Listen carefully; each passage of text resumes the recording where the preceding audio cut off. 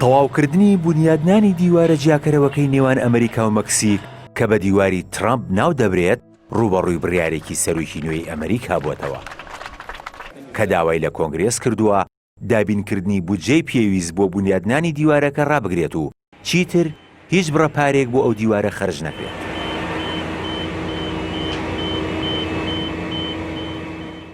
لە ئێسادا جۆ بایدن بەو ئاراستەیە هەنگاو دەنێت سیستمێکی سەرتاسەری بۆ کۆچکردن دابنێت تا ڕێگە بە ملیۆنان کۆچبەری نایاسایی بدات دۆخی یاساییان چارەسەر بکەن تا ببنە خاوەن ڕەگەزنامەی ئەمریکی کە ئەو هەنگاوەش لەلایەن سەرۆکی مەکسیکەوە دەستخۆشی لێکراوە بەو پێی زۆربەی کۆچبەرە نایاساییەکانی ئەمریکا کە ملیۆنان کەس دەبن خەڵکی مەکسیکن.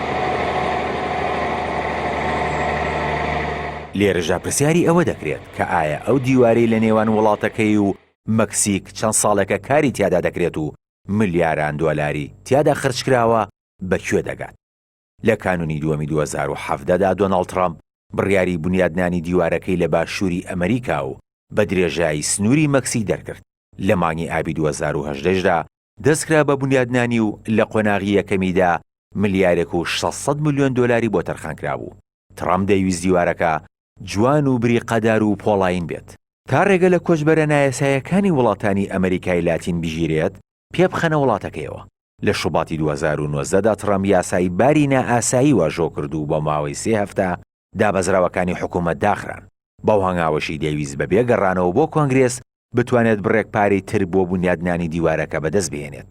لە مانگی ئایاری هەمان ساڵدا وەزارەتی بەرگری ڕایگەیاند بڕی 3.6 میلیارد دۆلاری لە بودجەی تایبەتی خۆی بۆ پرۆژەکە تەرخان کردووە. بەڵام لە مانگی ئابی 2020دا دادگای باڵای ئەمریکا بە بڕیارێک ڕێگەی گرت لەوەی ترامپ بە پارەی سوپا بنیادنانی دیوارەکە تەواو بکات.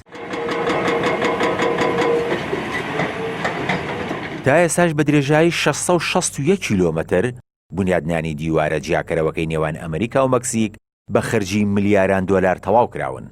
بەڵام نەگەیشت بە کۆتایی و ئەو ئامانجەش بەدی نەهات کە لە پێناویدا دەستکرا بە بنیادنانی.